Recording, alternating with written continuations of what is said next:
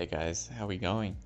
So, as an official content creator, we've just received some new information on the update that's going to be coming out tomorrow. And most of that is going to be based on the new marriage system. So we can see here, how does marriage work? We have kind of an intimacy level.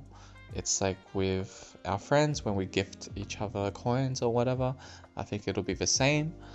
And when it reaches the max level, then you can choose to bond with your friend, and then there can be a bonding object. I'm assuming that this will be one of the rings that also give like a stat boost. We'll just have to find out tomorrow because they didn't tell us too much about that. So after you marry, you also get a new title, and I assume with a corresponding level of intimacy, you'll probably get more or less rewards. And I assume that the level of intimacy probably depends on how expensive it is to buy the wedding, I assume. So I'm not sure if this is like a completely free-to-play event, or you have to pay to kind of get married or whatever. But yeah, I think we will just find out tomorrow. But I'll tell you about the information that I do know here. And yeah, so like I said, once the bonding level reaches the max level, you can unlock the wedding. And then it says, yeah, both mushrooms can go through a series of processes, and you can propose, book the wedding, send invitations, organize the weddings, vows, whatever. And other mushrooms can also visit your wedding. So this sounds quite fun. Maybe like a breath of fresh air to the game. I can't wait to see how it's all gonna work out. Sounds really fun, to be honest. And yeah, after the marriage, mushrooms can be together to improve the affinity and concentric lock level. Not sure what that means. Unlock more exclusive rewards and live a happy life. And yeah, with marriage, you can also marry the same gender. So it's not gender locked.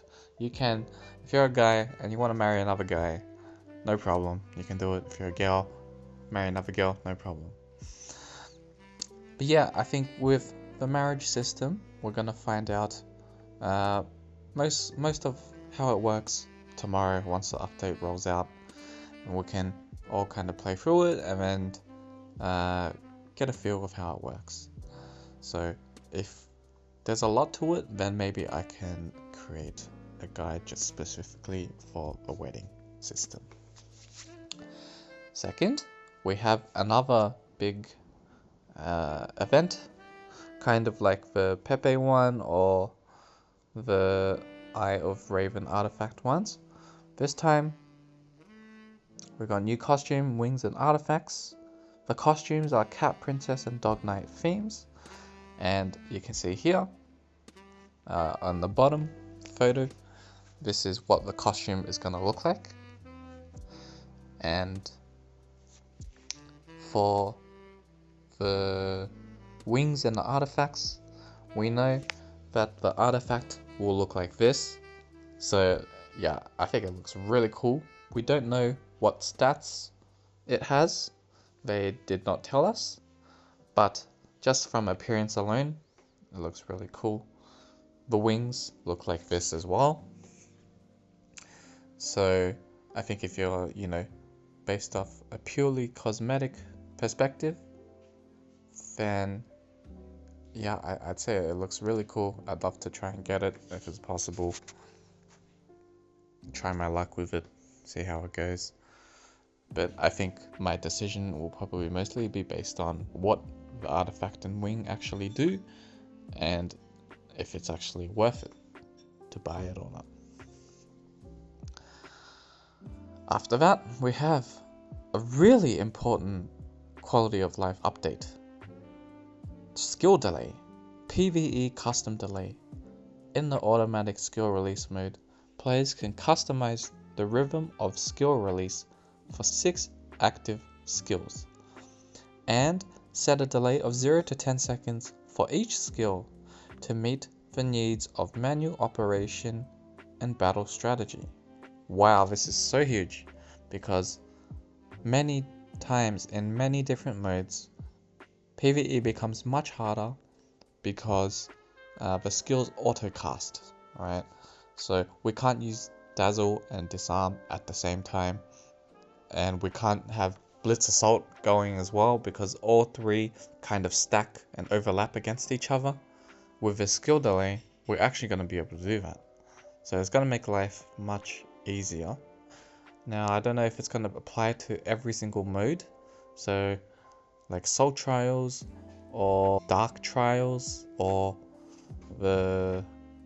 what else do we have? Yeah, I can only think of those two right now. Or if it's Abyssal Portal as well, actually. But it'd be really interesting to play around with this. I think this is a really good update that they've done, that they've added to the game. So I can't wait to see how that works. I think this will also change the setups that you will need to use for all of these different modes. So if needed, I can also create a guide for that. And then we have these two quite important optimizations. During the adjustment period of Family Brawl, leaders and elders will have the privilege to adjust members' route choices and the order of battle. What does that mean? If someone picks top tower, the leader and elder can actually make them go into another tower, like the middle tower or the bottom tower. So this makes strategy a lot harder, actually, in a way, a lot more interesting. You can have, your whales all stacked into one tower, and then in the last minute you change them all into different towers and try and kind of bait the enemy. There's a lot more strategical decisions to make. I think in the last 5-10 minutes it's going to be really hectic for every Family Brawl, and everyone's just going to be kind of swapping players around and stuff, trying to get the slight advantage over the enemy. So it's going to be interesting to see how this is all going to work out. Can't wait to see. Hopefully it's a good addition to the game. And finally, we have such a nice quality of life update. Expanded the character limit of the chat channel. Oh my god. Literally every single person has been complaining about this. How we can barely type half a sentence before we have to stop and then create a new message. Finally, we have more character limits, so we can type longer messages. This is so nice. The developers are listening to us. We're hearing our concerns, and yeah, this is amazing. And also they've added the function of copying text and marking plays. What does that mean? How can that help us? Well, if you have a Discord channel in the game, you can type it in the chat and people can actually just copy it straight from your message and paste it. You don't have to kind of type it in the chat and then someone has to kind of copy it down by hand or take a screenshot and then kind of do it letter by letter.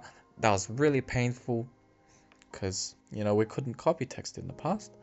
But now with this new function, it's gonna make, it's just such a nice quality of life update, making things a lot easier. We can also mark players.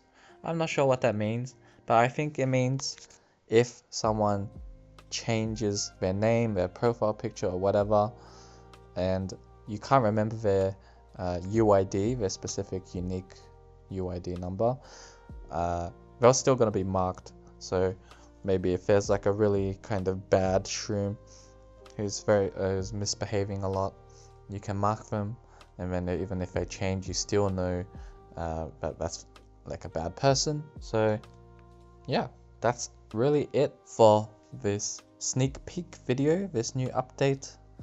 Let me know if you have any questions, and let me know if you guys enjoyed the video, and I'll see you next time. Peace.